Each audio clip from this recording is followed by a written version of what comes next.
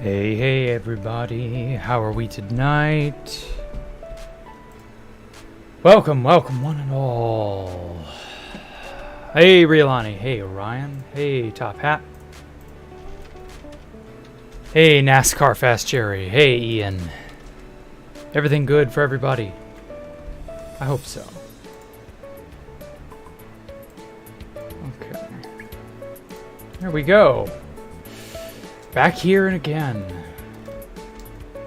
So, as you all may or may not have seen by the little title card there, this is an idea that I've had for a long time. I never got the chance to make it when I initially had it, like way back in 2016. This is an idea from pre-Russia War 2B2T.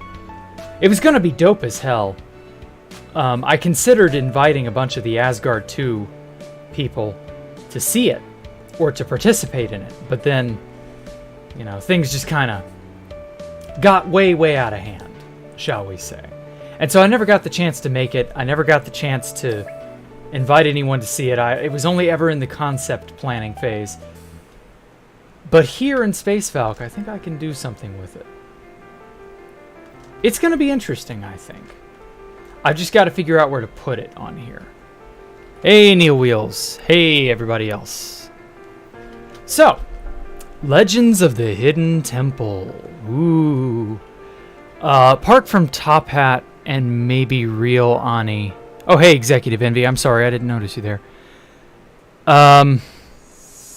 There are a lot of people who are probably too young to know what Legends of the Hidden Temple is.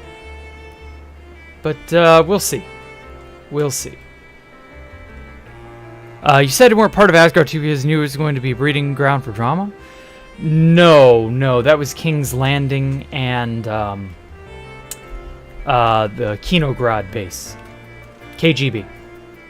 That was those two bases that I knew would be a breeding ground for drama. With Asgard 2, I got there, and then like 2 weeks later, the cords were accidentally leaked. So I didn't have time to do what I wanted to do there. But anyway, so the Legends of the Hidden Temple 2B2T style, that was basically what it was going to be. 2B2T Legends of the Hidden Temple. It basically was this really cool, almost like a maze, like a rat maze. And it was going to be just, I don't know how to put it, like really like intricate, and it was going to be hard, and I was going to invite some of the people from Asgard too, and they were all going to, like, I don't know, compete in it, I guess. I didn't really get that far, sadly. But, you know, it was an idea that I had. I had it in early 2016, right after Space Valk 2 was destroyed. So I didn't really get the chance to, like, make good on it. But on here, I think I can maybe make something work. We'll see. So who remembers Legends of the Hidden Temple? Does anyone here know what that even was? Let's see here. Greatest show ever. Oh! Neo Wheels, you remember Legends of the Hidden Temple. It was a good one. Olmec the Goat. Yeah, you remember it. Okay, good. It's I'm going to have to, like, do redstone junk to be able to make that, you know, to make it work, but I think I can make it work. I don't know. We'll have to see. You found something interesting about your grandfather's house. He brought out the senior yearbook of 2, and your great-grandparents in the 30s. Oh, it's in good shape. Okay, cool. So you got to see your parents and grandparents and stuff. Or your grandparents and great-grandparents, I mean. Interesting. Okay. So did you like what you found? I mean, I hope. Now, Legends of the Hidden Temple sort of takes place, that is the titular Hidden Temple, is a sort of, how do I put this? It's a game show, basically. I'll have to explain it for those of you who don't know what that is, which I imagine is most people. It just, you know, it's one of those things. Yeah, your childhood. Good. You're the right age, Neil. You are the correct age to be in a Jack stream. You're terrified of the warden. Don't update to 1.19. That's all you got to do. Anyway, so the basic idea is it was this giant backdrop for like 3/4 of the entire show.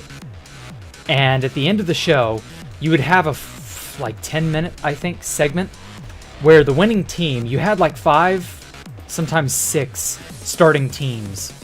And throughout most of the show, they would play to eliminate, everybody but that one last team. And the last team would get to run the Legends of the Hidden Temple obstacle course. And basically, it was this giant canvas backdrop with a ton of rooms that are all segmented up, down, and you had little trapdoors, ladders, ball pits, very intricate well, not really dangers, but obstacles for the kids too, because this was a kid's show, by the way. This was like a little, I don't know, there really wasn't anything else like it. It was so unique. It was so fucking cool. And I was originally going to make a base on 2B2T after the fall of Space Valk 2, and one of my big ideas for this base was to make a giant city with Legends of the Hidden Temple on a mushroom island. That was just going to be, that was going to be the main attraction. And you were going to come and run this gauntlet, and that was it. And it was going to be really fun and like really dynamic and, all that stuff. And, that's all well and good now, but I don't know that I could have necessarily made it as well as I could have back then that I can today. So, I don't know, we'll see. But yeah. Hey, DI Key, I'm doing alright. Hadn't seen you in a while. Like an IRL 2D platformer, yeah, basically. And there would be these temple guardians, which were just staff members, really, that were basically sent to be obstacles for the children trying to run the course. They would have to earn what were known as immunity medals throughout the course of the elimination rounds. And if they got caught by a temple guard, they would have to give up an immunity medal. Otherwise, their teammates would be eliminated one by one. And they only had like a team of 2 or 3 people. I think it was 3. And so the goal of the Legends of the Hidden Temple, the way you would win, is that you would find either a certain item, some sort of mystical relic, or you would do what is, because there was an alternative win condition, you would assemble something called the Shrine of the Silver Monkey, which was a 3 or 4-pieced statue. And you would just sort of, throughout the windings of the temple, up, down, you'd go everywhere throughout the temple. You'd have like 5 minutes to run this whole thing. It was really stressful. And you would assemble your little monkey thing or whatever it was. And it was kind of difficult. A lot of the people later on would be interviewed, for like documentaries on Legends of the Hidden Temple. And they were like, yeah, assembling the Shrine of the Silver Monkey. The Silver Monkey, it was just a fake statue, but whatever. Assembling that thing under time pressure was like impossible. A lot of people fumbled it. A lot of people lost in this, It was very down to the wire, but God, was it fun. Especially for a young kid. I was like 4 or 5 when that show came on. And I remember being glued to the television. Because back then you could only watch shit that was on television. You were stuck with whatever you had. And Legends of the Hidden Temple was one of those breakout successes that like didn't seem like it could be good, and yet it was, I don't know, maybe it was a product of the era, maybe it was just because I was so young, I don't know. I was enraptured by it. And so it stuck in my head for so many years. And basically, this is sort of like my tribute to that. I'm going to build a giant obstacle course, and it's going to be set against this backdrop. And it's going to sort of bob and weave around many of these buildings. And it's going to be dope as fuck. And so that's what I'm building right now, D.I.K. Hey, Daily Dose of Roses, how are you? The actual game show was impossibly difficult. Yeah. They had so many, like, I guess they were sponsorships or something. They were giving items and goodies away, like, literally every round. And so they were basically giving away lots and lots of goodies. And, of course, that's very lossy if you're trying to run a business or run a game show. You got to stay profitable. And so it had to be impossibly difficult to balance it out. It's just kind of how it was. I don't really like fault the creators for doing that. Because even as a kid, I thought, yeah, this is really hard. How do these kids or these people... Because they were anywhere from 12 to like 15, I want to say. They were young, but not like that young. And they were all somewhat athletic. So they could kind of, you know, keep up and manage the challenges of the temple and stuff. It was pretty cool. It was pretty fucking dope. I'm not going to lie. Really wish I could have gotten to participate, but by the time I was old enough to have been able to participate, the show had long since closed shop. And well, what can you do? From around that time, ever see Space Cases? Does that ring a bell? I don't know. What was it about, Stone Cold Killer? You can read it. Read what?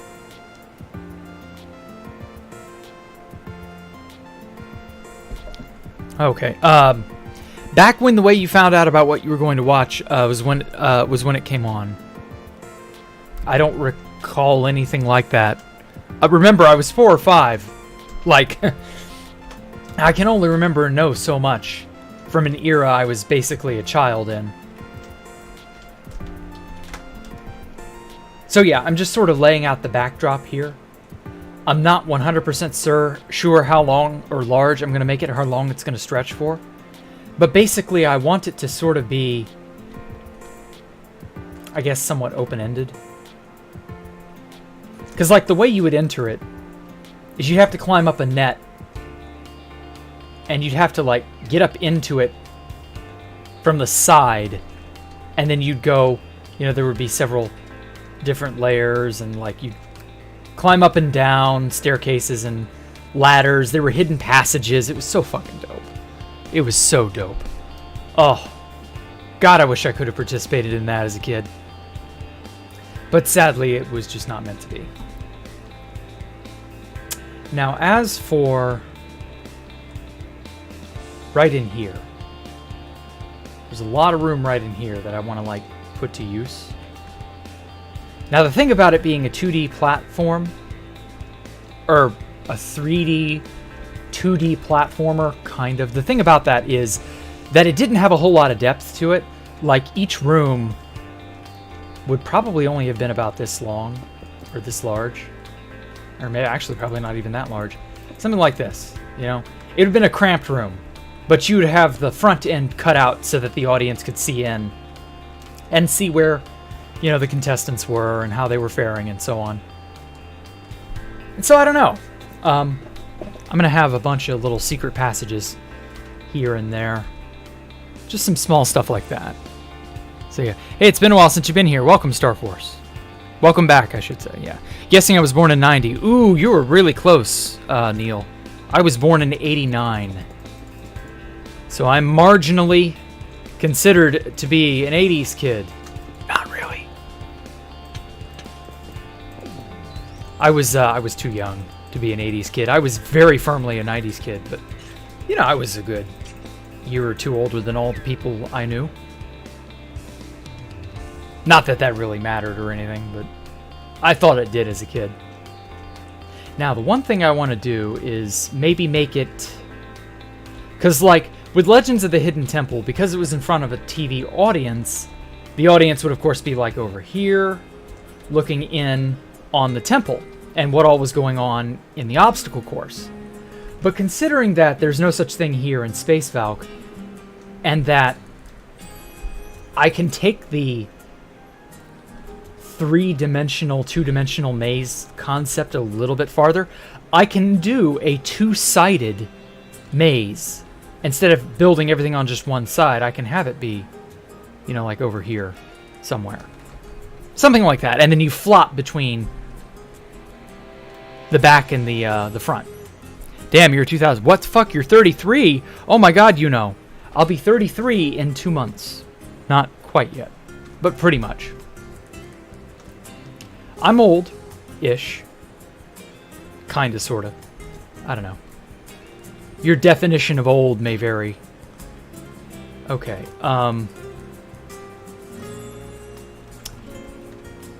I kind of want to have branching paths as well. Because, like, imagine if you're coming down this area and you come to a junction and you have to go left or right. That wasn't really doable in the old OG Legends of the Hidden Temple. So, like, I think I could play with that concept and, like, have it be interesting.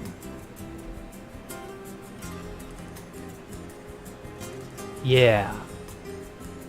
Something like that. I don't know. You're gonna be 34. Wow. Uh-oh. Kitty cat wants in. BRB. Get in here.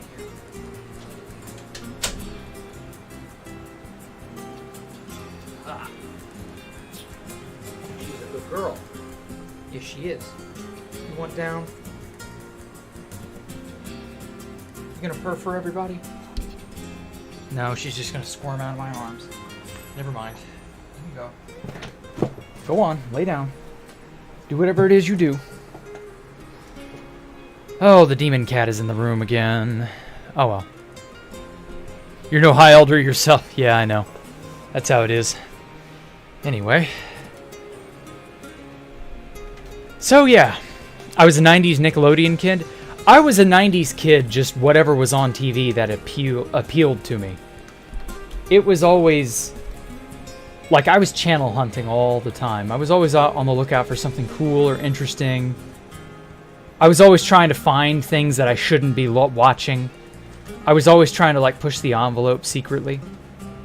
I was always into new shows or interesting, you know, just whatever was out there at the time. Because, like, even though all we had back in those days was television, it was a drought.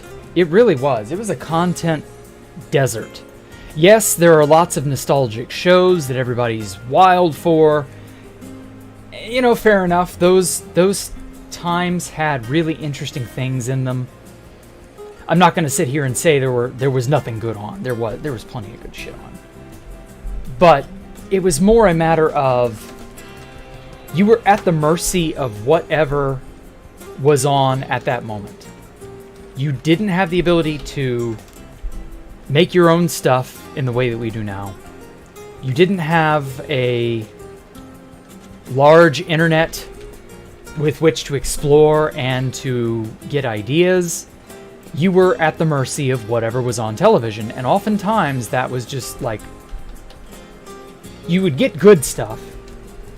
Certainly, you'd had good shows. Like, there were, I mean, I could list good shows from the 90s all damn day. That could take up a literal 2-hour stream. But for every Dexter's Lab, Powerpuff Girls, Hey Arnold, you know, things of that nature, for every one of those shows, you had 5 or 6 that were abysmal, boring, or just plain not geared toward you because you were a kid. You were, at best, just like trying to scrape by. And like, yeah, that's how it was. And you had to make do with what you had to make do. It was not like it is today, where you have 100 bajillion things that you can see at the drop of a hat. That wasn't how the world was, and it wouldn't be that way for a very, very long time. And it's easy for us who have, you know, lived through that era to say, oh, well, you kids have it easy, you know, so on and so forth. But we've all become, even us older fuddy-duddies, we've all become very, like, accustomed to the fact that everything in the world is available at the drop of a hat. You have so much information, so much cool stuff, so much that you can just do without a second thought. And that's fine. But yeah, like, oh wait, shit, I can't build into this. But yeah, we're spoiled. We really are, as a generation, as a people. Like, we are spoiled AF. We do not understand, in many cases, some of you are too young to remember, and a time and place where there was just nothing going on. The world was a much more tight-knit area. And that was good to a degree, and it's kind of bad to a degree. It's just, you know, it all has its positives and negatives at the end of the day. I'm not going to sit here and wax poetically about how everything was just so much better. No, not really. It wasn't so much better as much as it was just, you have more freedom now. You really do. I think we kind of abuse that freedom, but, you know. Oh, maybe I should move this over a few blocks.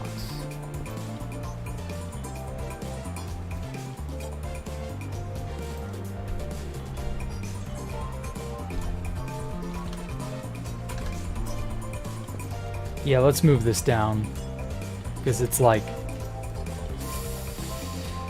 it's gonna get in the way, and everything is just gonna get hung up, and shit. There we go.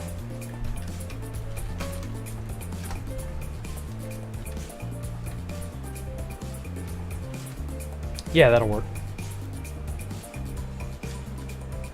So yeah, it's just one of those things. Samurai Jack is the best Cartoon Network show of all time. I'm trying to think of if that is even possible to refute or not. It was definitely one of the greats. Definitely one of the greats. Can I figure out a better show than that? I don't know that I can. You may have a point there, Top Hat. TV Guide's laying around from weeks ago, and the Channel 69 came on, or whatever guide channel, yeah. But that's all you could do, is just figure out what was going to be played, and then you had to be there or you'd missed it. And there was no way to go back. There were no VODs, no DVRs, none of that. Television was an experience that you got in the moment. And to a degree, that's pretty cool. Courage, yeah, Courage is another really good one. I can't say if Courage is better or worse than Samurai Jack. Like, I cannot reliably or unbiasedly rank those shows. Like, I can't. Comedy back then, yes, it was so different. Oh my god, comedy back then was genuinely good. Actually, you know what, Top Hat, I have, if we're saying it like,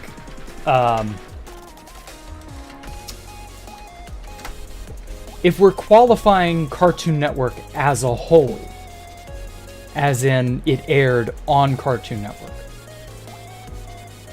then I can actually think of a slightly better show than Samurai Jack. Adult Swim's Aqua Teen Hunger Force. That was peak comedy.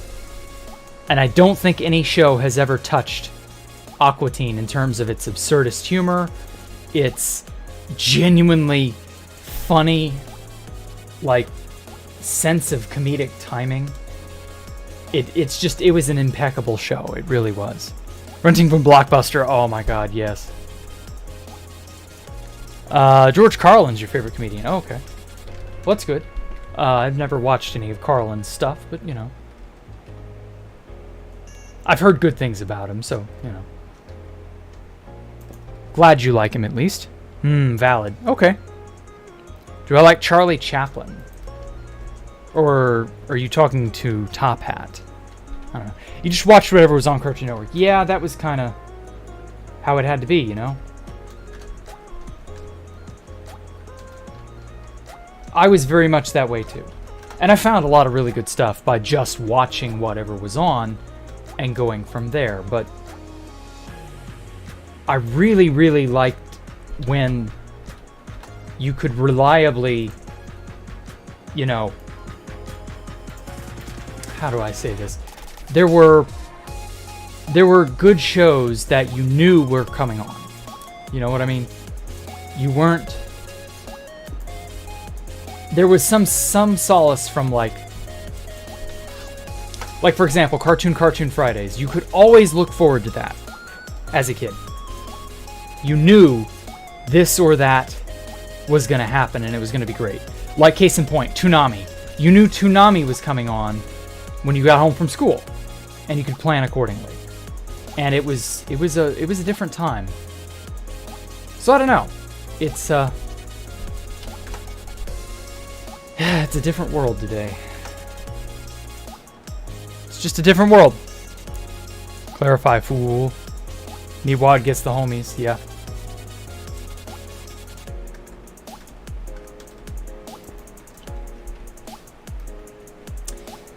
God, just the nostalgia. You remember enjoying Regular Show? It's not that old. Regular Show is getting older. So I don't know. Never really had TV much at home. When you did, you just put on whatever was on.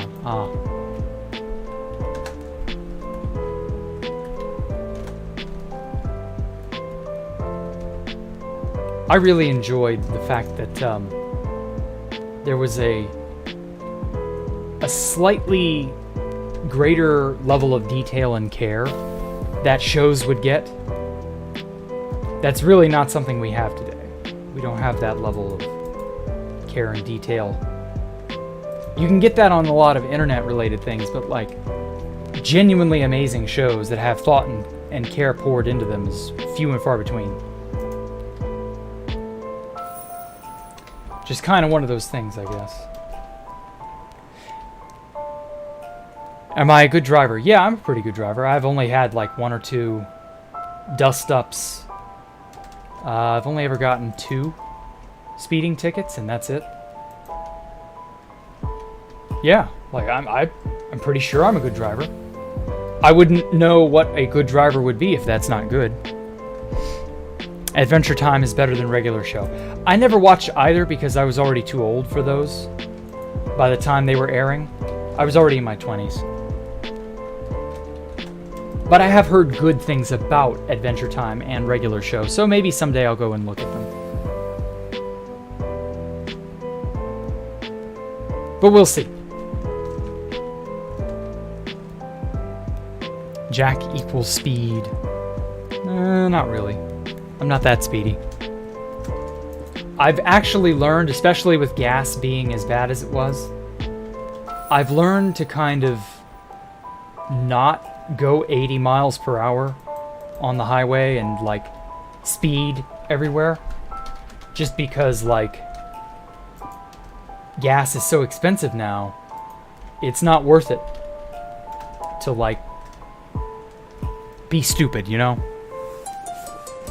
Remember a show with a cow and chicken? Oh yeah, cow and chicken was fun. That was another weird one. You would see odd shows like that crop up every now and then, and you'd wonder how on earth they got past the ratings boards or whatever. But you know, that was how it was. A lot of shows were greenlit that would never have gotten a chance in this day and age. And you know, fair enough. I'm happy they got the chance to be made, if nothing else.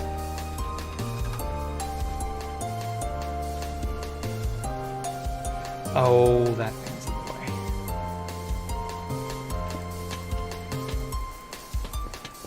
So yeah, it was a fun time. I miss a lot of the early childhood stuff that I had, but at the same time, I'm kind of happy I'm not a slave to television. I don't have to worry about a lot of things. Or wait. No, I wanted to copy it from here. I don't know. I can't decide if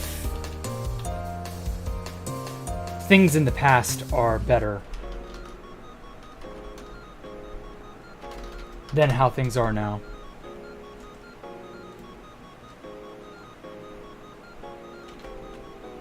I don't know. I'm a bit torn.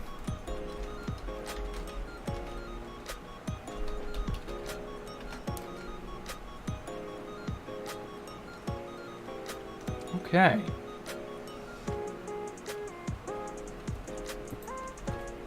It's coming along well.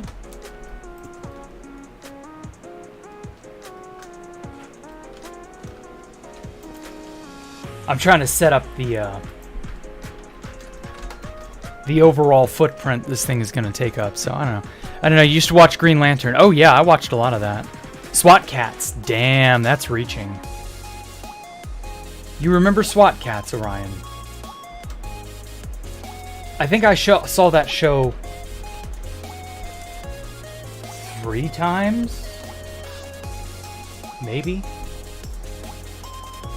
The problem is, a lot of those shows were shows that came on when I was in elementary school. And elementary went about an hour and a half longer than the middle and high schools, which were out by like 2:30, 3. And I was still in school. And so there was a lot of like early Toonami stuff and a lot of like the precursors. Oh shit. A lot of the precursor to Toonami. All of that stuff I missed out on simply because I was in school. I do remember shows like Reboot. What else came out that was super, super popular? Dragon Ball Z, obviously. Everybody watched Dragon Ball Z. That shit was everywhere. You never heard of SWAT Cats, really? It wasn't too bad, but it wasn't like the most amazing show ever. It was just fun for what it was. Yeah, Thundercats, that was another one. World's Dumbest. Oh my god, I loved World's Dumbest. I saw, funny enough, when I was building Space Valk 1, I ended up, by pure coincidence, getting, like, recommended clips, I want to say. Oh shit, that's not... I got recommended clips of World's Dumbest from, True TV, I think it was. For whatever reason, they'd had these clips up on their YouTube channel. And I remember, while building Space Valk, I caught a bunch of them. And I just started binging as many World's Dumbest episodes that I could. That shit was so dope. Those shows were, like, genuinely hilarious. I'm so sad that show is, like... I don't know, is that show still around? Voltron, yeah. Gargoyles. Oh, man, Gargoyles was so good. Gargoyles was, like, the first episodic cartoon that was... Like, it had a genuine overarching plot that wasn't dumb as hell. It was trying to be something. And I was blown away by that as a kid. Because I was so used to the standard Looney Tunes tier garbage that was just... That's all you were getting on television back then. You had, you know, your Tom and Jerry, your Looney Tunes, you had... God, what else was there? There was the occasional more recent show, you know, like when Dexter's Lab and a bunch of other shows aired. But like that was it, you know? You didn't really get a show that had an overarching plot until about Samurai Jack. But before Samurai Jack, there was Gargoyles, and it was like, damn. This is dope as fuck. Why did more shows not do this? And, well, they don't. Beyblade, yeah, there was a lot of anime that started gaining popularity about this time, too. You don't remember the old times being better, but damn did you enjoy it. It was more like they were a happy part of your life. Adulthood came quick. Yep. That's how it is.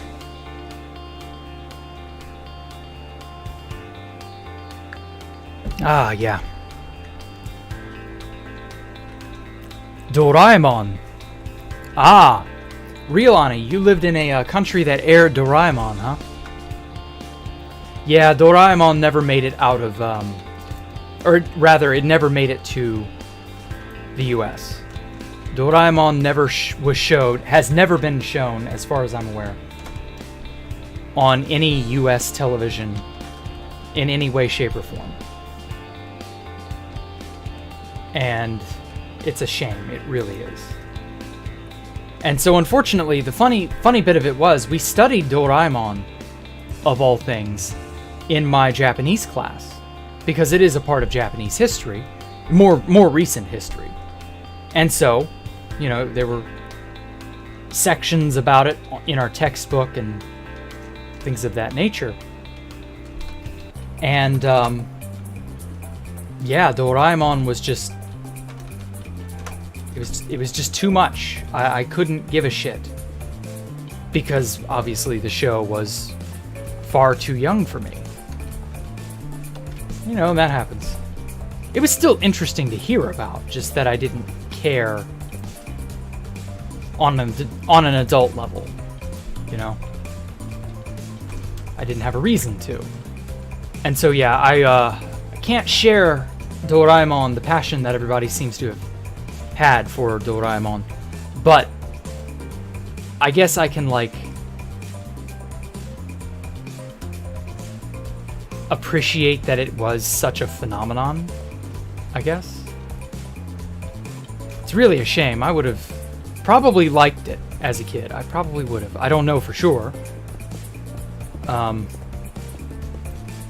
Not the best judge of character of my own tastes as a child.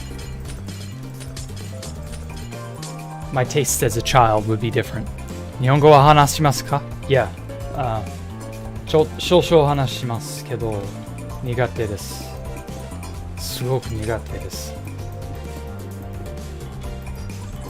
Anyway, but yeah, it would have been cool to see as a kid, I think. At the very least, it would have exposed me, although I would have been exposed to anime out the ass, no matter what, because the 90s, especially the late 90s, was like the anime awakening. It was a renaissance. And so there's no way that wouldn't have ended up happening at some point, though I don't know that I would have cared about Doraemon specifically. Oh, fuck. But, oh well, what can you do? I'm not really sure why Doraemon never made it to America. Oh, you gotta go NASCAR? Okay. Take care, man. Hearing Jack's voice again is wonderful. Welcome back, JJDB. Rescue 911? Ah. Remember Fear Factor? Yeah, I remember how shows like Fear Factor were, like, absurdly popular in the early 2000s. And I couldn't get into it. I was like, who the fuck likes this? This is terrible. I don't want to see people gobbling up worms and, like, you know, whatever garbage it was they had them do. It almost seemed like torture porn at the time. Nowadays, I couldn't care less for a completely different reason, and that is, I couldn't care less to watch any reality television because I'm so sick of reality television. Oh, fuck. I knew that would clip into it. No, it didn't clip, but it came close.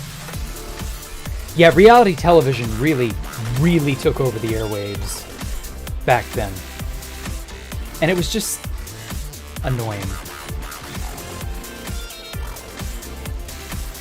I was genuinely annoyed, my whole family was, that it took over as wildly as it did.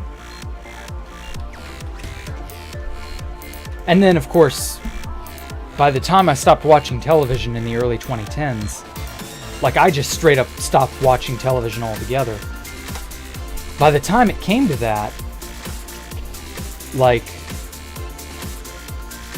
I didn't have a reason to care, you know? It's very, very strange, that.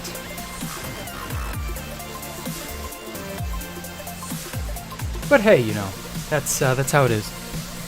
You were more into Wipeout. Ah, Wipeout wasn't bad. Wasn't Wipeout similar to, like, what Ninja Warrior would become?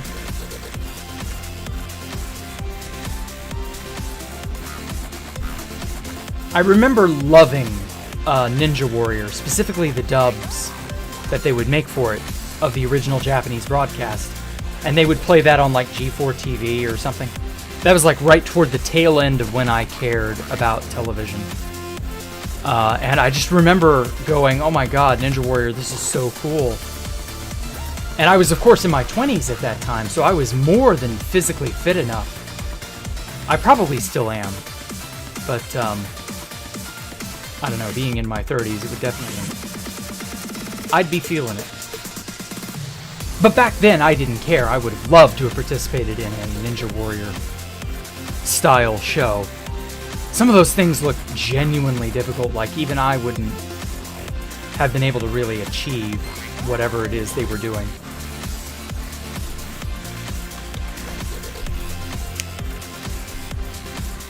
But hey, you know,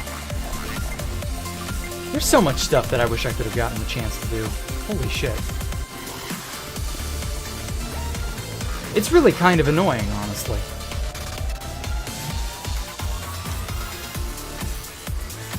You know, one of my favorite video games of all time is one of the best RPGs ever made.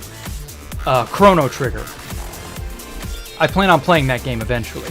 That's a bit of a tangent, don't worry about that part. But Chrono Trigger introduced probably one of the most groundbreaking concepts in RPGs, like ever. And that was the concept of the New Game Plus, where you would start the game over from the very beginning, but you would retain your XP, your money, your items, all of your abilities, and basically anything that is not a key item related to the story. And I've often wondered, what would I do with an ability like that? If I could go, I guess back to I guess it would have to be early childhood, and relive my whole life all over again, New Game Plus style, but I could retain all the things that I know about the world, about myself. Obviously, I wouldn't be able to retain my money. I wouldn't be able to retain general personal effects. But I would be able to know what to do, basically. And I think it's that knowing what to do part. That would be valuable. So I gotta wonder, like, would it ever be possible to have a New Game Plus in real life? Could I go back and relive my whole life over, but retain knowledge of all the crazy things that I get to do and see? I would love that opportunity. Like, if I ever got a genie or a wish-granting device of some kind, that would most likely be my wish. I've thought long and hard about that for years and years and years.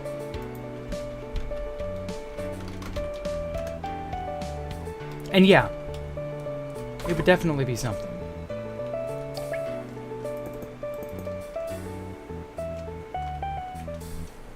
Wow, I still can't believe that Fit made a video about you and your base years ago, and it's still standing even today. I should make Elton John's I'm Still Standing as my national thing. I love that song, by the way. I love Elton John.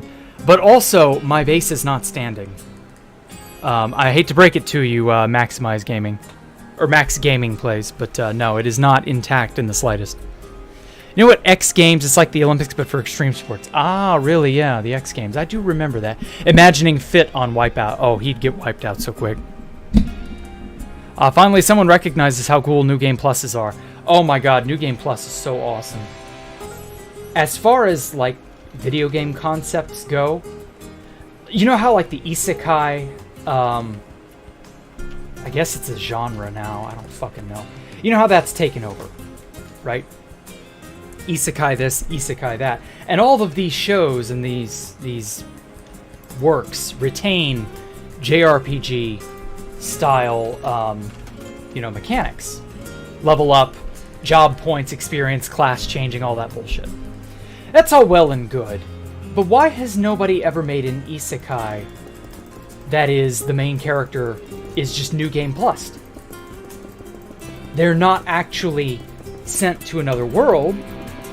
They're sent back in time to the beginning of their own lives, and they get New Game Plus, basically. Why has that never been a thing? Why isn't that not done? That would be dope as hell. That could be a really interesting story. New Zelda has second quest. Yeah, but that's not quite the same. Second quest, I don't know. Puzzles are different in second quest. You really can't make a Zelda that would adhere to the New Game Plus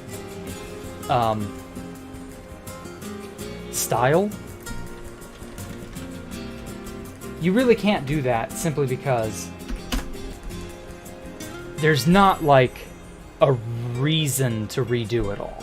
You know, with an RPG, you can have a different ending because you are stronger than you were when you initially saw or experienced some event. I can remember in Chrono Trigger, one of the big things about New Game Plus is that it gave you access to a ton of alternate endings, simply because with New Game Plus you retained your power and thus could actively beat monsters and fights that you were not supposed to beat. And you could get different endings depending on when you beat the game, and depending on when you could challenge the big bad, doing things you would otherwise not be able to do, because now that you have New Game Plus, you're the cock of the walk. You're basically invincible. Not really, but you could theoretically be invincible. It was really cool. It could have been, you know, really awesome. I don't know. You're off to bed? Okay, take care, Orion. Glad to have you here, man. You have a good one. NES Zelda, yeah, nothing changed. Yeah, that wasn't a bad attempt. But again, I don't think you can do New Game Plus in a Zelda style situation. It just doesn't make sense. With standard New Game Plus, you would essentially have to have access to abilities you would otherwise not have had. And I know that some Zelda games have, like, advanced techniques. You know, things that you gotta learn along the way. You have items that you wouldn't necessarily have had. I don't know, it just depends. The New Game Plus mechanic really lends itself better to RPGs than it would to a more action-adventure tonal game like Zelda. Zelda has such a heavy action-adventure tone to it. I don't know.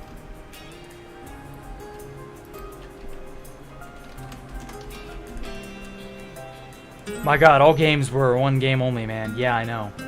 They were just one game. And the ability to replay the entire game over, but with all the stuff you had earned, that was groundbreaking. It really was. It made your second playthrough feel more interesting. The stakes were not only different, you were different. And so I don't know. They did kind of do in Zelda a slight attempt at that. There was the, in Wind Waker, the heroes' clothes versus no heroes' clothes. That was a sort of pseudo New Game Plus. What else? I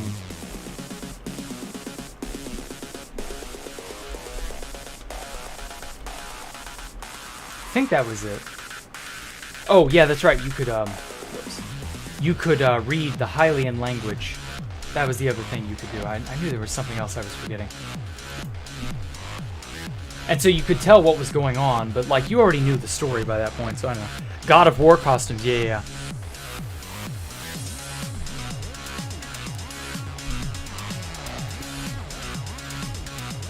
Okay, I think I'm almost done laying out the footprint. Very unpopular opinion. Pop wasn't good after the mid-50s, in your opinion. Really? Yeah, wow, that is an unpopular opinion. The 80s are widely regarded as some of the best years of pop ever. I mean, granted, you had to like new wave, but, you know, so what? Love this new music. Yeah. Dovo really, the artists there knocked it out of the park this week.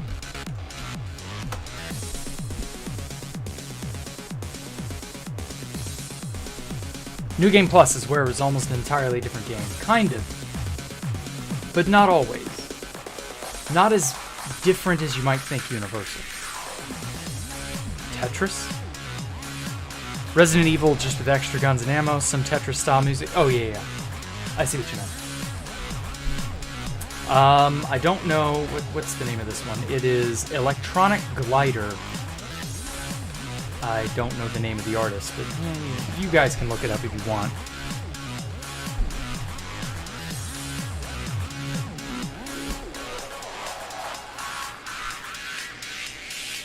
Oh, yeah.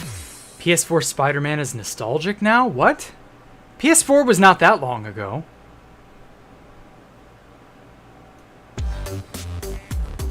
You don't like Elton John? Really? Holy shit, Top Hat. That is an unpopular opinion. Oh my god. Elton John was like a god in the music scene. Like, to be fair, okay, you know, you may not have to like all of his stuff, but you can't deny that he is a sensation for a reason. Like, oh my... Imagine not liking Circle of Life, or or Can You Feel the Love Tonight, or what's another really, really good one that he did? Imagine not liking Don't Let the Sun Go Down on Me. Like, some of his best stuff aren't necessarily poppy type of tunes, but they're like good enough. They're different enough. I don't know. Never said he was not talented, just you're no fan of his music. Okay, I see what you mean now. Hey, Diluted Water, how are you? Oh yeah, this is this whole place is coming together.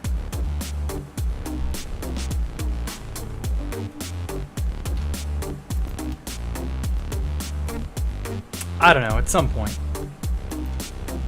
Old songs over there. Fallout is a good game. Yeah, maybe. BioShock? Yeah, I've heard a lot of good things about all that. I'm waiting for the new System Shock to get made. It's a remake, I know, but like... I'm waiting for that System Shock remake to get done. It is so awesome looking. I can remember System Shock and Thief and a bunch of other really good games from the 90s, late 90s. What's my opinion on alcohol? Oh god, JJDB, you don't want to know. If you're a drinker, you do not want to know my opinions on alcohol.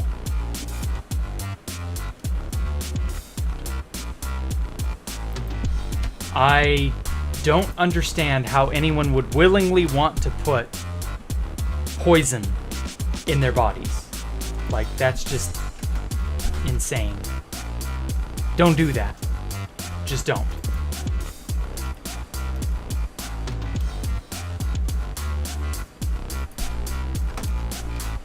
I can't stop anyone, but like, all I'm gonna say is it's just not worth it. Whatever marginal pleasure you get out of the drink is not... It's mitigated by the value of your own body. You prefer poison ivy water. Why? So it can itch all the way down? Oh, hey, welcome back, Annie. Well, you can call me stuck in the past. You listen to music from before most of your grandparents were born on a daily. No, most of my grandparents were born in the 20s and 30s. Like, no, they were listening to that music themselves back when they were alive.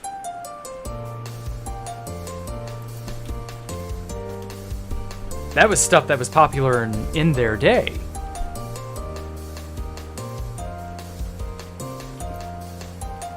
But the Ink Spots, I don't listen to them. Okay. Is that a band or a... Oh, well, whatever. I mean, I've known you're stuck in the past musically. Yeah, that's pop you like. Okay. Well, you know, to each their own. You expected that answer? Well, good, JJDB. You understand me. I can't get behind alcohol simply because it damages everything too indiscriminately, you know? I've never seen alcohol help. Back in the day, you know, if there was like, I don't know, no anesthetic or something like that. Like, yeah, okay, maybe. I don't know. We're out of that era, is the thing. So, like, yeah, no, alcohol does more damage than good. Oh, you're talking to Stone Cold Killer, I see. I can never tell who is talking to who.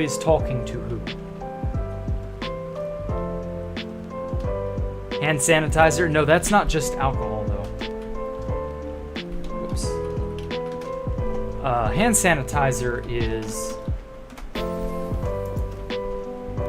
It's definitely ethyl alcohol, but it's got like a bunch of other junk in it, including methyl alcohol. And, yeah, it's not good for you. I do not recommend it.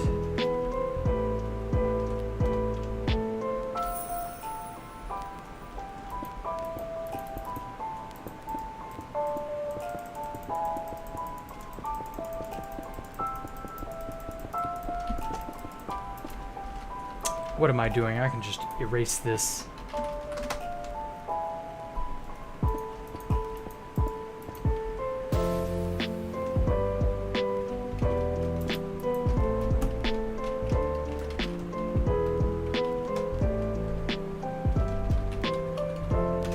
There we go.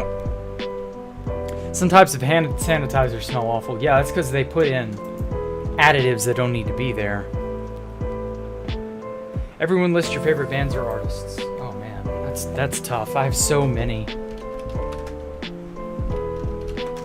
I'm a big rock fan. I really love Shinedown, Volbeat.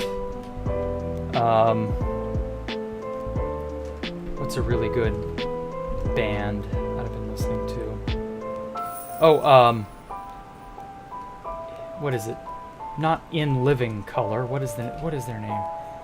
Is it just Living Color?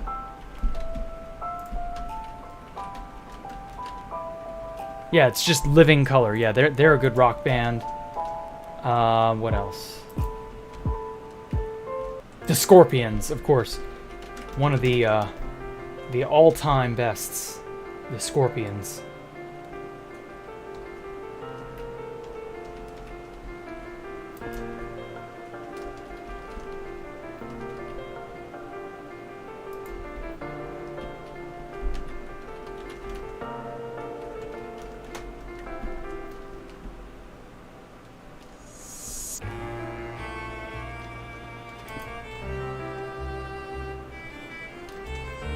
There's some other good ones out there, too. Remember Mafia 2 for the PS2? Oh. The Mafia games are also great, but 3 isn't that well.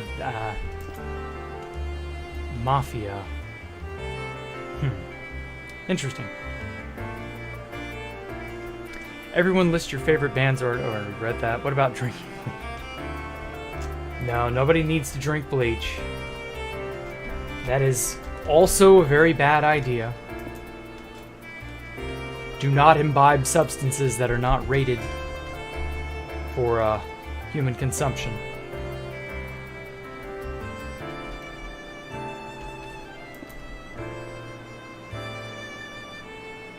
Volbeat, yes. Ah, good. Read. You have good to taste. All right. I'm happy there are people here who like good music. And you know what, Top Hat? I bet you would like Volbeat too. Been on a power metal kick lately. Sabaton and Avencia Sonata I've not listened to any of those bands, and I'm not educated on power metal, but ah well. As for the old music, you'll stick with American bands like Ben Sylvan, Vaughn, Monroe. Okay. So Volbeat Knockfest. Okay. Seriously, favorite artist is Beethoven. Really? So you're a 1700s fan? Fuck, when was Beethoven born? Wasn't he in the 18? I may be misremembering. Don't crucify me. Oh well.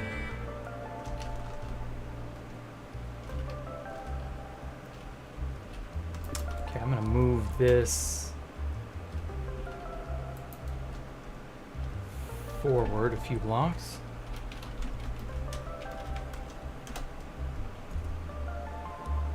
All right.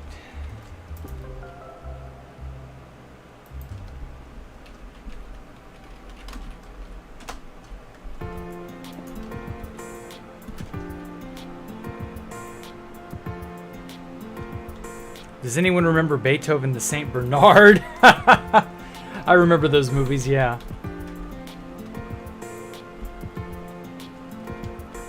It's one of those, what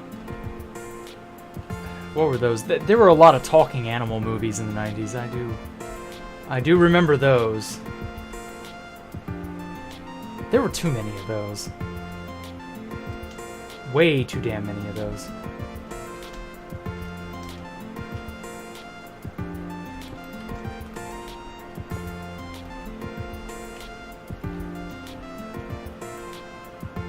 I remember,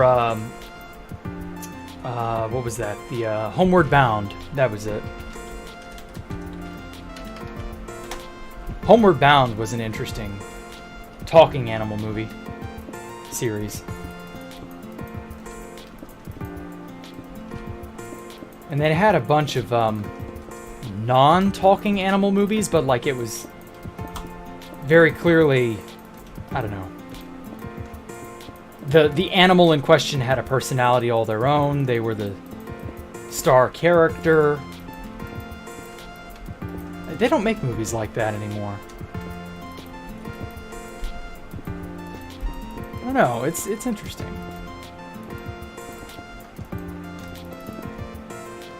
I would like to see another movie in that style. I'm sure PETA would get like super pissy.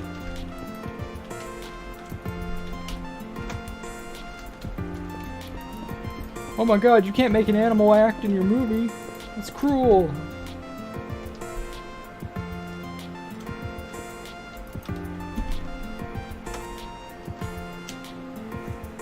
For non-extreme metal, Megadeth is your favorite. Oh, you do listen to metal, okay. Well, interesting. I thought you were stuck only in the 50s. I didn't realize you had other genres you enjoyed.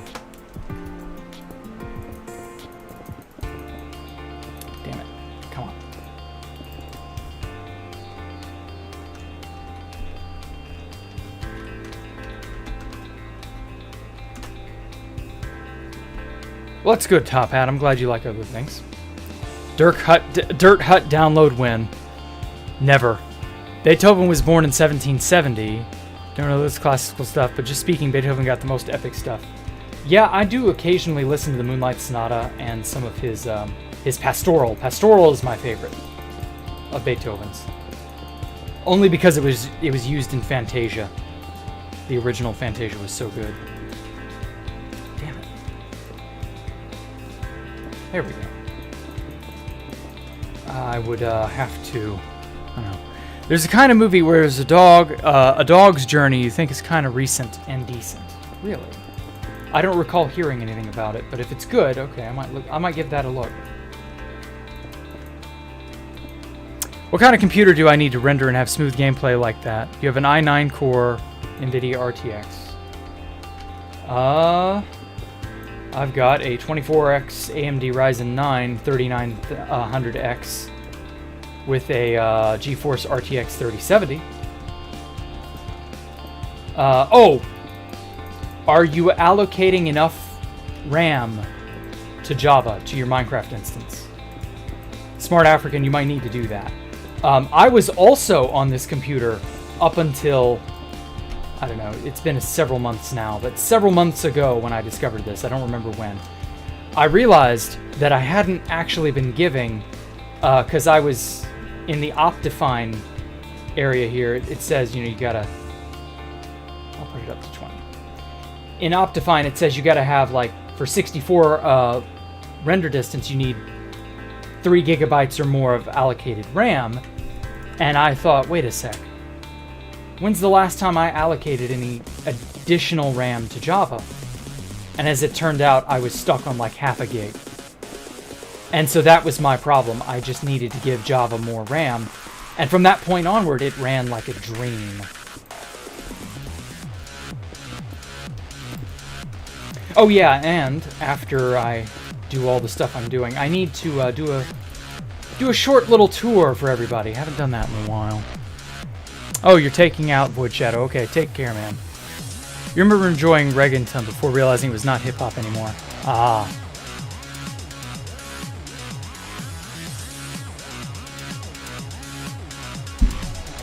Oldies, metal, and classical music are your preferences. Really? Well, that's a very wild and varied sense of musical taste, so I mean, there's value in that, if nothing else.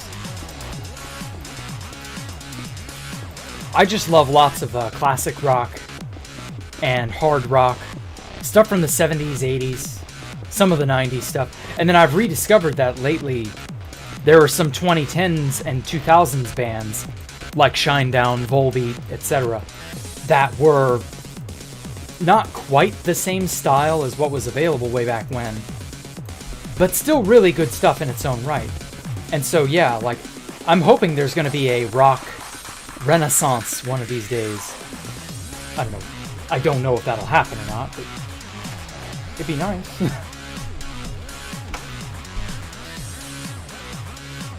That sure would be cool.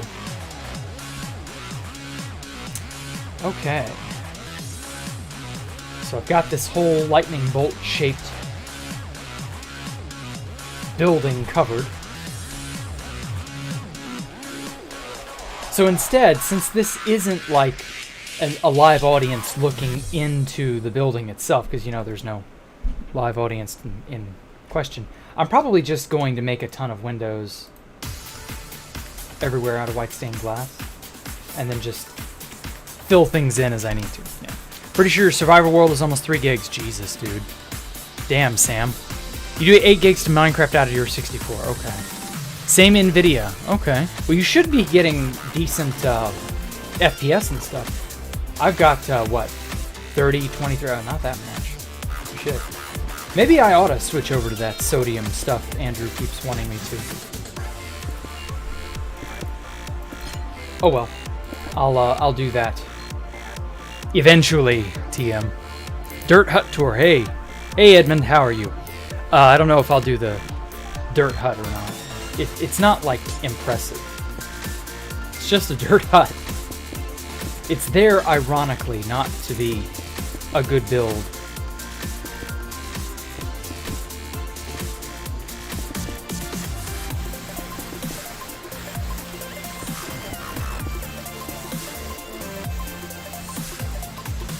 Okay.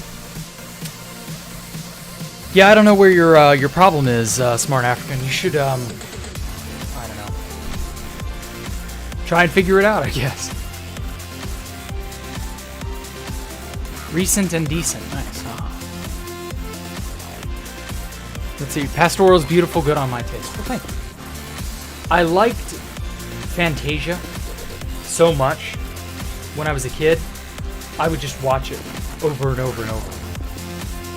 And I guess all the classical pieces that they use in Fantasia, that must have, like, influenced a lot of my taste in classical music, because, like, I still listen to The Rite of Spring, the Pastoral, to Night on Bald Mountain. I've fallen in love with Night on Bald Mountain, and I found Modest Mussorgsky through Fantasia, and I found a bunch of other really good stuff that those same composers eventually made. And, like, yeah, it's just done a lot to influence my taste in classical music, so I don't know. Something good to be said for that, yeah. By the way, Durante was the narrator and singer of the OG Frosty the Snowman. Ah, okay. As for the singers of the oldies, Al Jolson, Harry Reichman, and Jeremy Durante are your favorites, yeah. Okay.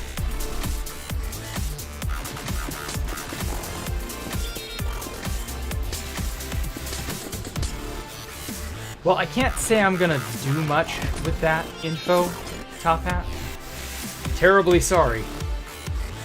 But, like, it's good to know, I guess. Like, it's a shame, really, that a lot of the classics are, by and large, forgotten. Maybe one day there will be a revival for a lot of that. Ow. Joe Satriani, I think it's Satriani, was like the classical music of old times, Dream Theater, John Petrucci. Huh. Not quite sure what that means, but okay. So Humble Jack placing Windows thinking of the humans that will live on the first space hotel when Elon Musk buys the entire... this isn't going to be a hotel, but sure, whatever.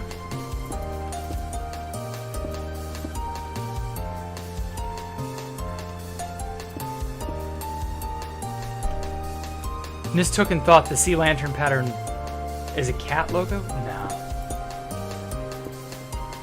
It's just random stuff that's come to mind. It's not really like a specific pattern. It's just something cool that I'm thinking of.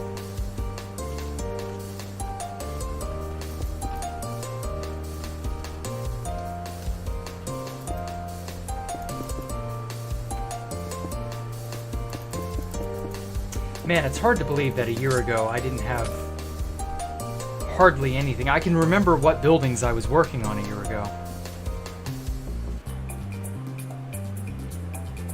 It's just wild. A lot has changed.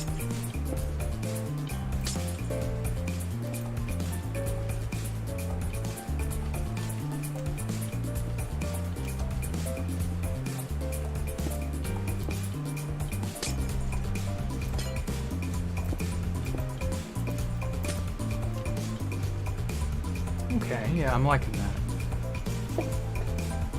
The idea is that these will light the inside rooms as well as, like, well, I don't know, each room will have different lighting, of course. But it'll also be a nice little thing to see on the outside.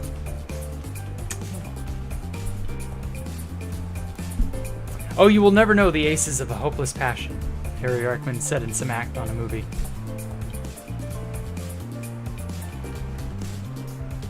What was the context behind that Top Hat?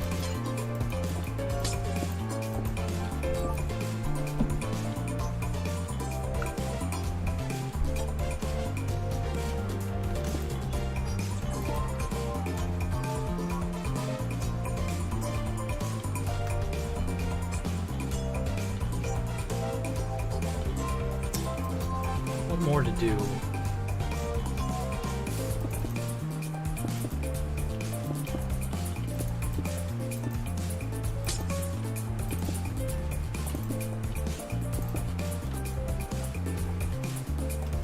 Yeah, I think that looks good.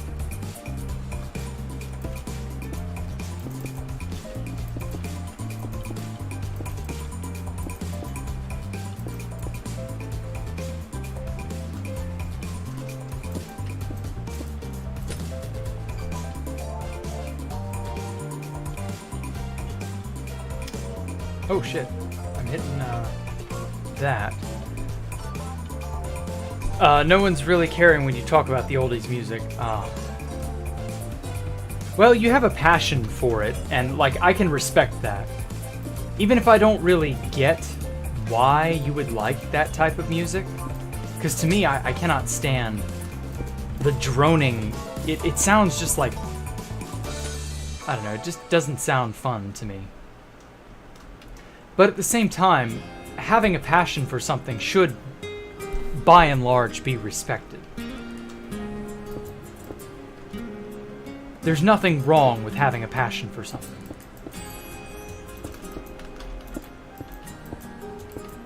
It's just... it's going to be hard to get people to really wrap their head around why. Why do something? Why like things? You know, that sort of thing. Oh well, what can you do?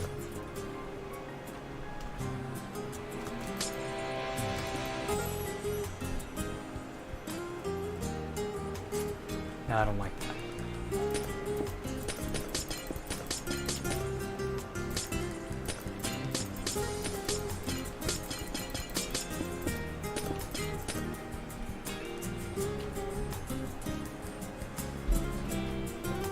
Oh.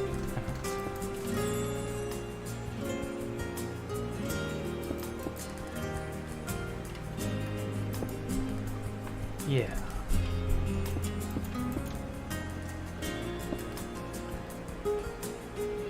Something like that. So like Cole Porter oldies. Yeah, I think he does. No one really cares. Yeah. Don't I like Daft Punk? Or no, Top Hat. Does Top Hat like Daft Punk? I would assume.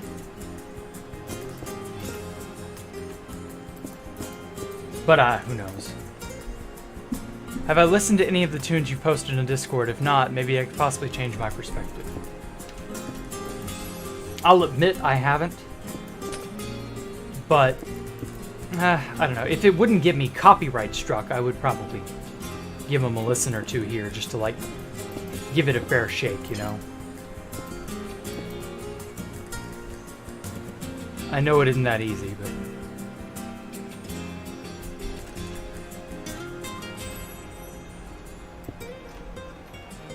something like that.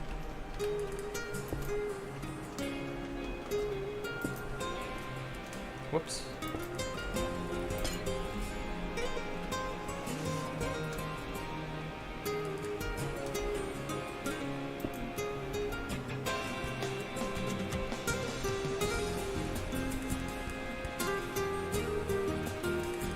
Oh yeah, I love that design. That is so good.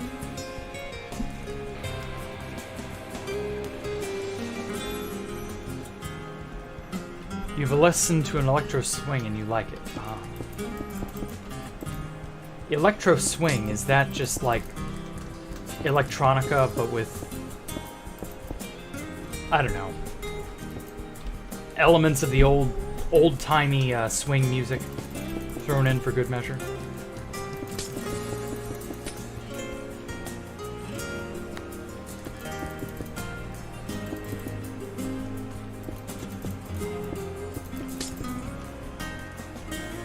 Not on a stream per se, but just my own sometimes. Yeah, okay. Freestyle, it's epic too.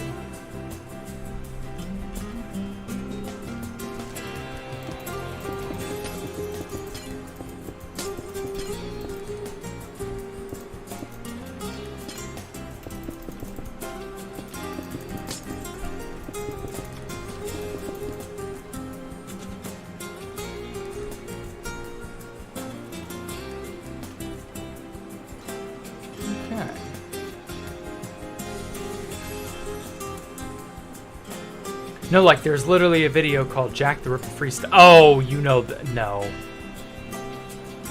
That's that stupid meme you keep dredging up.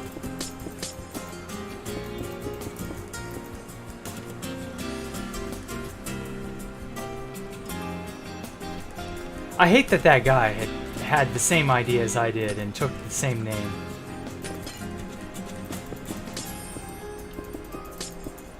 But, what can you do? Gotta run. Time to put the kids in bed. Okay, take care, Reed.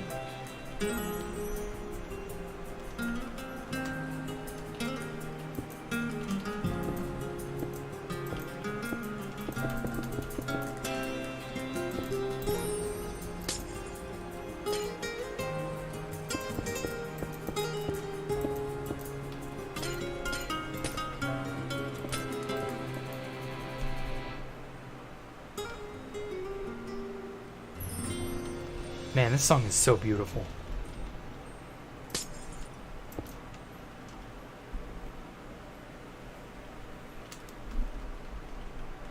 Genuine question. Will I ever fly back and take in everything that I've made? Oh, yeah. I do all the time, Camduas. I'll do a tour at the very end to show everything off. At the end of the stream, I'm just not, like, worried about it right now. It's a good idea to take a step back and drink in everything you've made. But sometimes when you're just making small details, you don't really have to. Sometimes. Depends on what you're doing.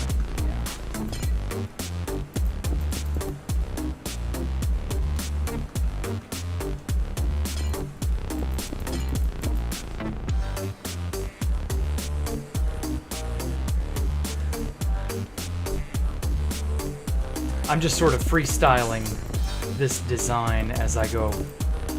I'm not really concerned with anything in particular, really.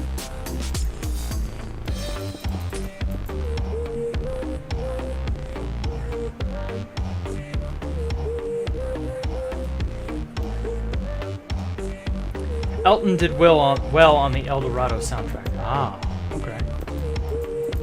I don't really remember any of the songs from the El Dorado soundtrack.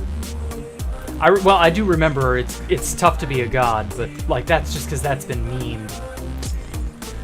I don't recall watching El Dorado and caring. That movie didn't like do it for me. Which is weird because I loved Shrek half to death. Like, I don't know. El Dorado was just kind of whatever. I'm sure if I went back and like watched it as an adult, I'd have a different opinion of it, but as a kid, I didn't really care.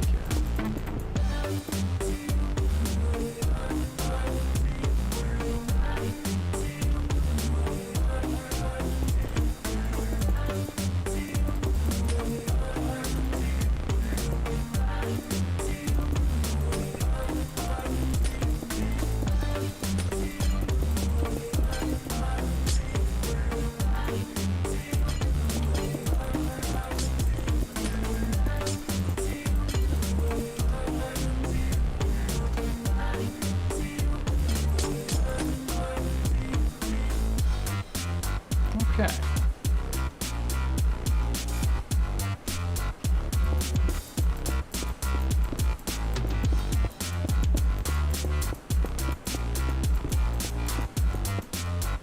Sorry, I feel like I've kind of ran out of stuff to talk about, or maybe I'm just getting a little too in-depth with my own thoughts as I build on this. I don't know, I can get tunnel vision that way anyway. Makes sense, you're just asking if I had done that in the past, but a tour at the end of this would be wonderful. Oh yeah, just stick around. See, now I've been going another hour, maybe another 30 minutes. I'll maybe step back and do that once I'm done detailing the last little bits of the roof here. If you can wait until then, I don't know. Elton did well. Oh yeah, recommend the El Dorado soundtrack. Okay. You gotta go have nice times. Have a nice time zone, everybody. Take care, Sam. Thanks for coming out, man. Love you, Mr. Pigman. Have a good pig, man.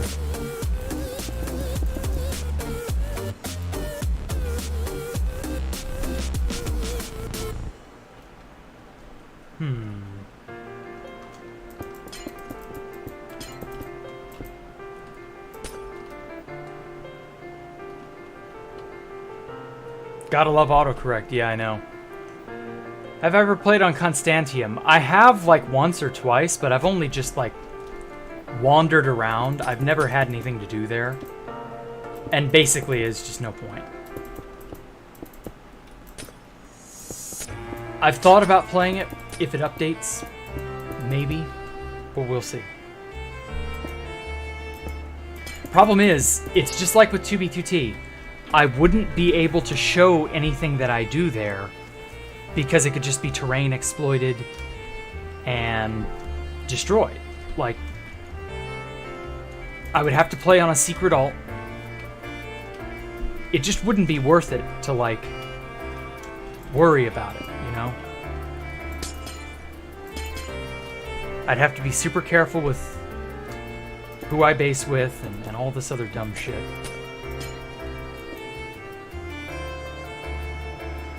I don't know. We'd have to see. It would be pretty cool, but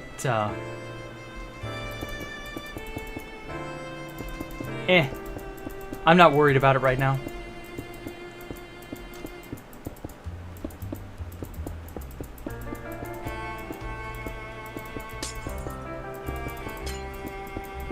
We'll see. We'll see. That's all I can really, like, say on the matter. Terrain exploit in the end? No, I would build in the overworld. I wouldn't build an end base. Just because I wouldn't have an easy way of getting materials. I would essentially be starting from scratch, because I've never built or done anything on Constantium, and so even though numerous dupes have come and gone, at the end of the day, like, I would be naked, I'd be alone, I'd be a new spawn, essentially. I don't know that it would be worth it. I don't know, we'll have to see. I know there are a lot of people that want me to play Constantium. And, you know, fair enough, but...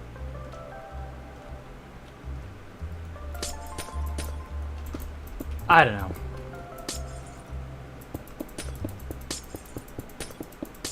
There are just as many idiots on Constantium as there are on 2B2T. The only difference is they think they're special.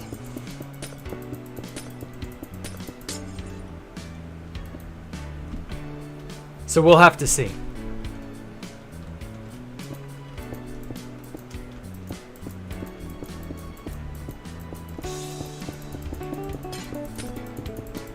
I'm wondering, actually, come to think of it, I heard tell that the whitelist for Constantium may eventually go bye-bye, just because of Mojang forcing everybody to migrate accounts.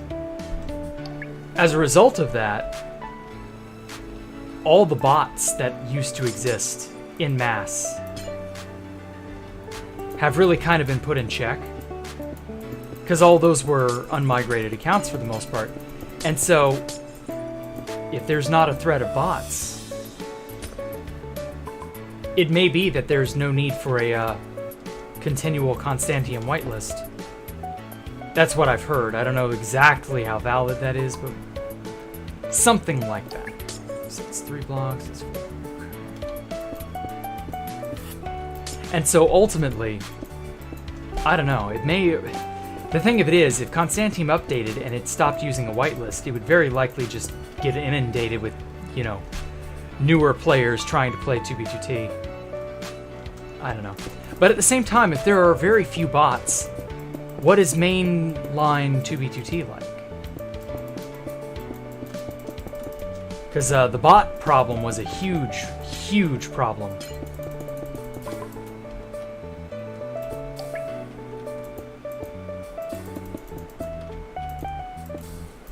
So I can't say that it's like... I don't know. I just don't know. First message from your new PC. Okay, Mike. Welcome. Same kind of idiots on Constantium as there are on 2B2T. The only difference is they think they're special. Fast Vincent released a video about the Valley of Wheat today.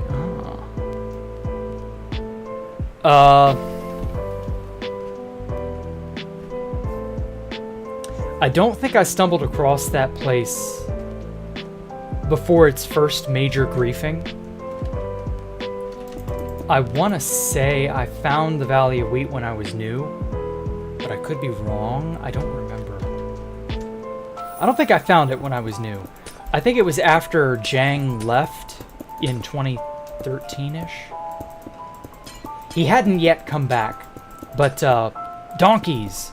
There were donkeys at the literal place called the Donkey Pyramid. And I remember getting donkeys to do, I think it was a dupe? It was something. And I remember XCC2 telling me, yeah, go to the Donkey Pyramid and get donkeys. And I was like, what? You guys have a Donkey Pyramid? It was right around the time certain people were playing with imps. I don't think Jang was back yet. It's been a long time. I didn't do anything significant there.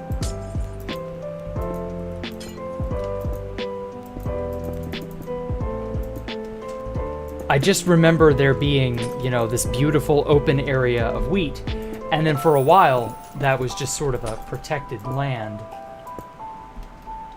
Whoops. People wouldn't go there unless they were intentionally going to help out or work on the farm, as it were. So yeah, I don't know. I can't remember anything super significant happening there.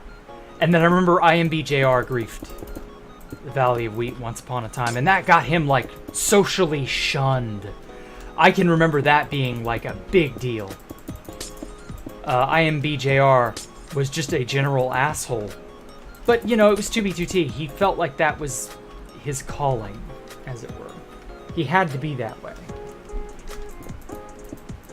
The violence, or griefing breeds griefing, but in the end it has to be this way. And IMBJR understood that. And he was like, you know, I don't really care if people, like, get mad at me. I just want to grief because that's the thing. That's the thing to do. It's 2B2T. I remember IMBJR and Talo went to Space Valk 1.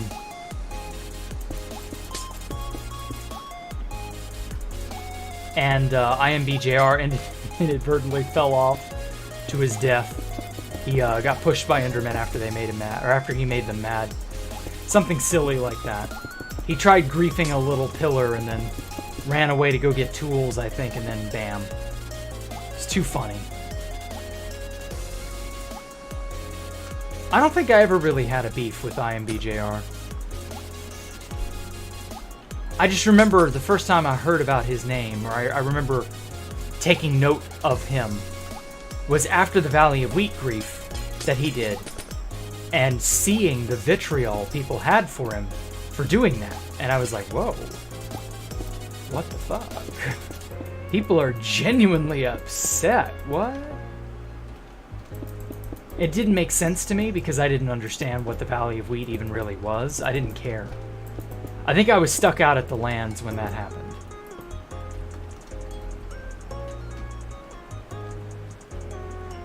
And yeah, it was just interesting.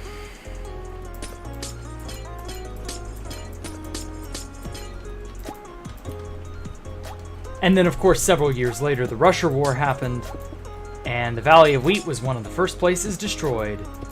And everybody was like just in absolute shock that all these new people were going to go to a place like the Valley of Wheat and destroy it. And I was like, literally one of the older players was, you know, he did that very thing and was reviled for it. Like, the new players aren't going to care. Of course they're going to go there and destroy it. It's a monument. To them, it's, I don't know. I think they thought they were rebelling or some shit. I don't know. I don't know what rushers were thinking. I don't pretend to know what rusher thoughts go on in rusher heads. Well, actually, I guess nobody's really a rusher anymore, but back then, some of you guys were. It is what it is.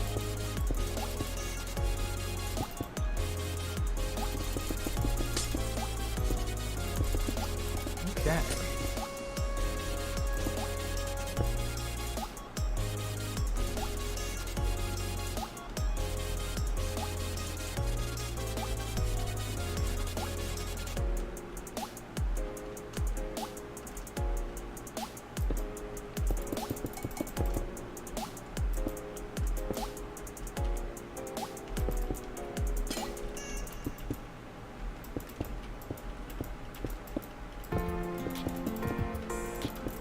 Try bobbing and weaving this snake of sea lanterns everywhere.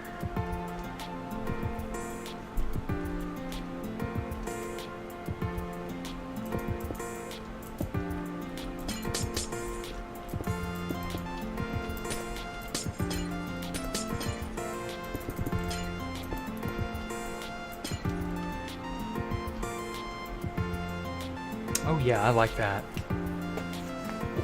Server influx won't be a problem like you think. Oh, really? Anarchy is nigh dead at this point. Ah. Damn, that's unfortunate. That's some straight depression right there, but yeah. They did get rid of the whitelist for a couple months, but people didn't notice, so the player count didn't go up so much. Okay. Well, hey, if they don't mind, and if the place won't be exploited to hell and back, it might just be worth it. Probably want to become the notorious griefer pop-up. What? Oh, you mean IMBJR did. No, I think IMBJR just wanted to have his inner, to let his inner villain out, basically. IMBJR didn't give a fuck what people thought about him. It was actually quite refreshing. He was an old man. He didn't give a shit about hardly anything. Didn't have base mates.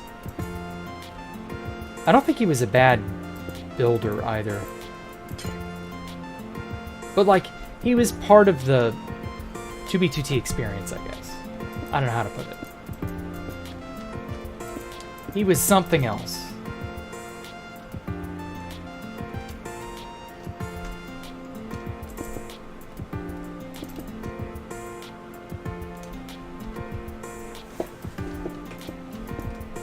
Oh, I miss those days. I really do.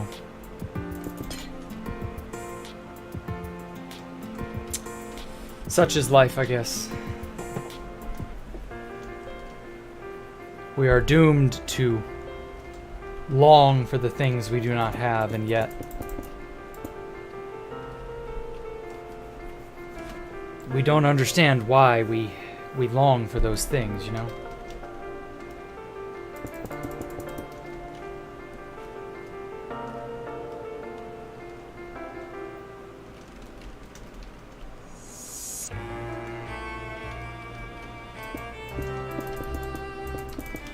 Okay.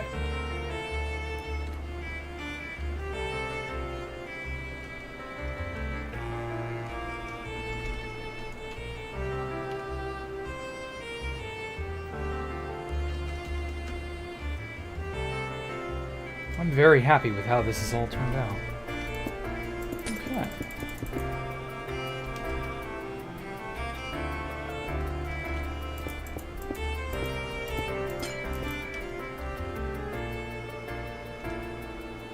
Huh. That almost looks like a road.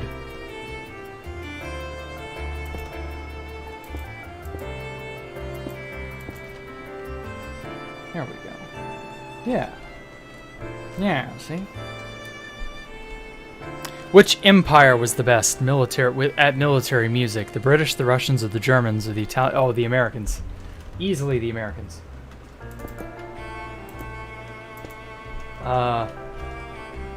The British probably had a good grasp on how to do it, right? I don't know anything about Roman music or anything like that, but I don't know. I would say the British really got started and then the Americans perfected it. So yeah. Okay, I'm thinking that'll be it for today. Let's do a good old flyby. How many years have I been working on this? About 5.5 years. Did Jang ever talk in chat? I think I talked to him once. He didn't say much. He was very sort of neutral, stayed out of a lot of problems. Didn't want to get involved with drama, and I can't much blame him. I can't really say what he was like behind closed doors because I didn't get to meet him. Oh, you just got here, Mike? I know. But hey, you get a nice, you know, nice shader view of the place. A single rose can be your garden, and a single friend your entire world. No idea such a beautiful poem was at the archive Space Valkyrie. Yeah, Hermetic Lock left that. Hermetic Lock made that sign, and then he just proceeded not to really play.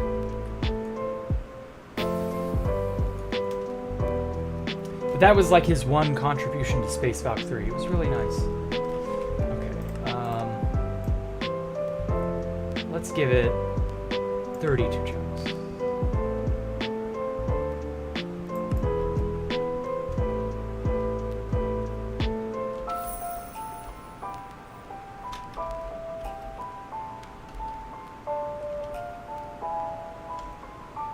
Okay. So this is the thing that I built last time. Spent most of last week building this. It ended up being very close to places that I didn't expect it to be. But it ultimately worked out. I liked how that building looks. I like this one as well. Sort of like four-way symmetry. This is the mushroom monument from the Great Race Experiment. I was a shroomite back then, so mushrooms, shroom. You get the idea. This was based off of an experiment that I had. This sort of cylinder inside a sphere look.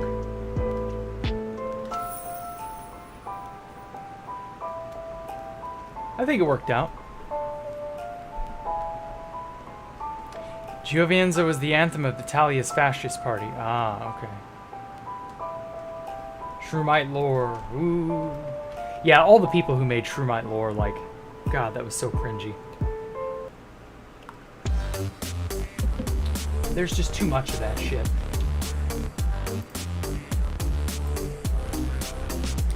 Oh my God, you didn't know about all this lore? And I'm like, no, I was too busy building a death trap and enjoying myself.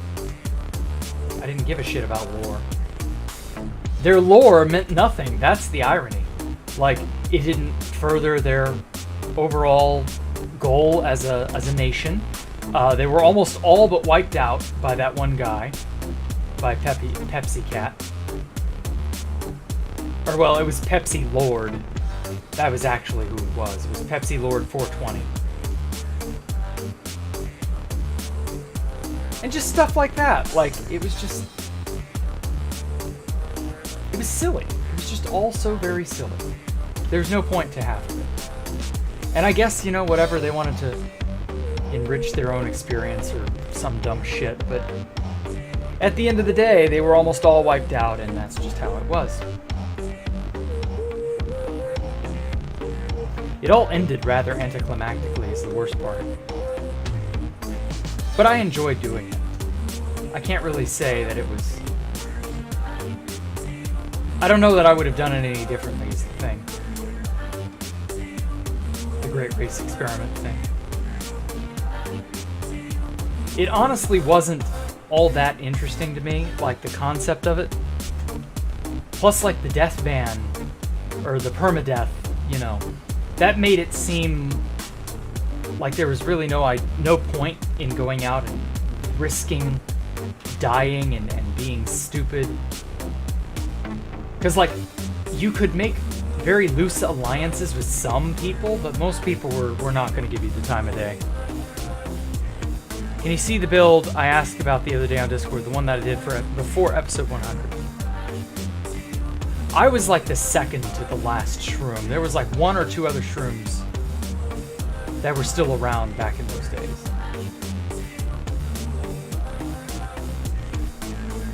They had this giant free-for-all fight.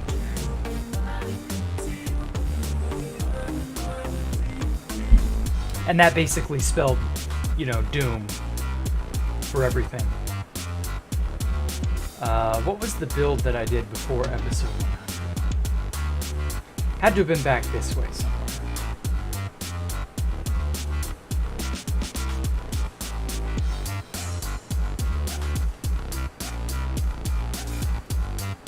Problem is, it's got so much stuff in memory, it's trying to load.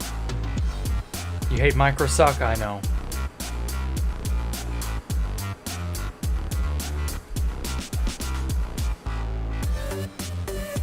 I'm trying to remember, what was that building, Poncho Hamster?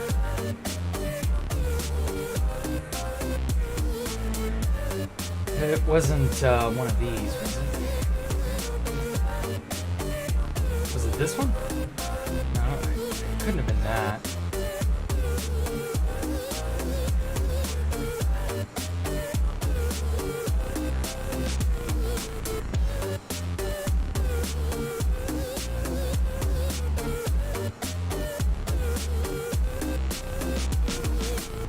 Was it this? 4 prisms. This one?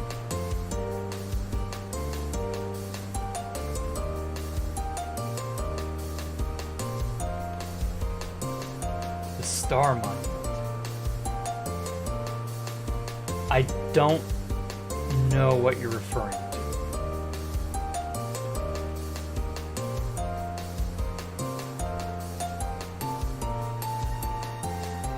It had to have been this building, right?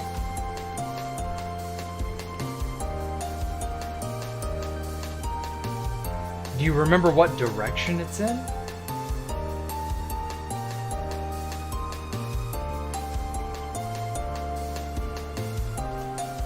Like, wanted to see it for your gold farm design inspiration. This? 4 prisms. What prism? What style of prism? This?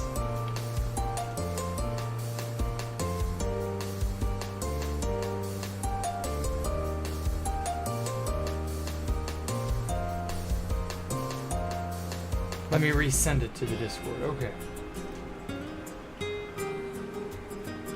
The only thing I can think of would be like this.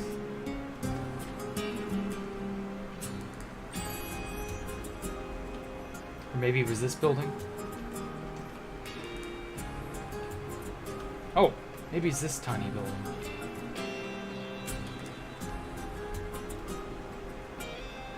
Perhaps these, although this was well before episode 100. Tagged me, okay.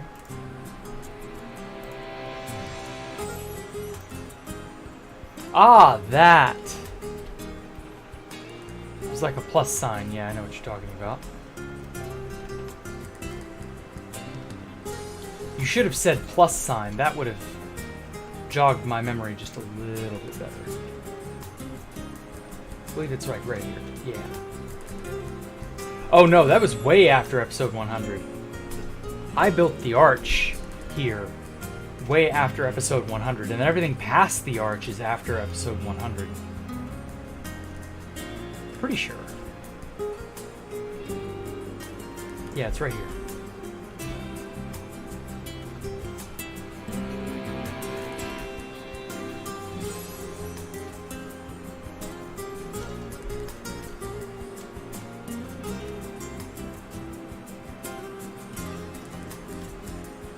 I really liked how this one turned out. It's got a good amount of texture to it. It's got good horizontal and vertical lines. It has a decent overall symmetry. I love it. It turned out well. You're so welcome, Poncho Hamster.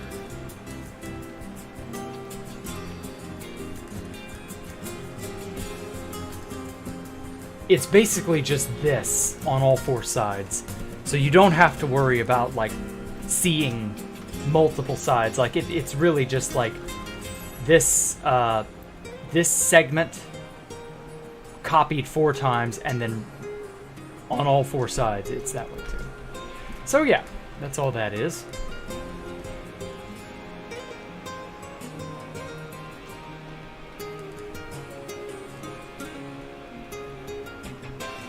I gotta wonder, do I have enough RAM allocated to this instance of Minecraft? It's been a hot minute since I did that.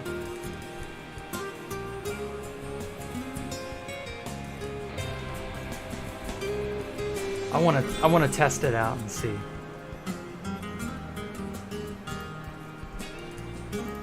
Which means I've gotta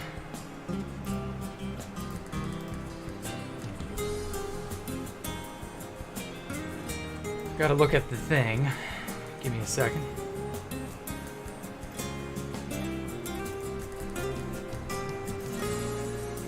Yeah, I got it set to 4.